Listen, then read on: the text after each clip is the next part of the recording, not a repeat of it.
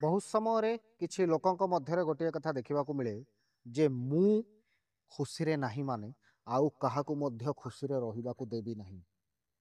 प्रतिशोध परायण बा ईर्षा मनोभाव रखी जो माने एमिति चिंताधारा मन भितर आणती से माने जीवन में केबे भी खुशी रे रही पारंती नहीं।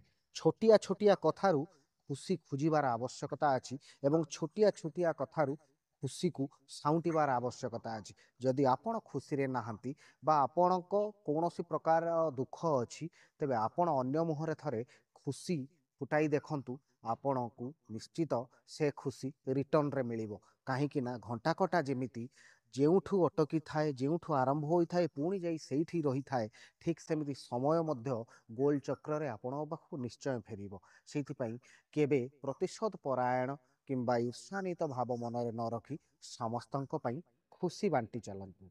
एई तो जीवनर कथा।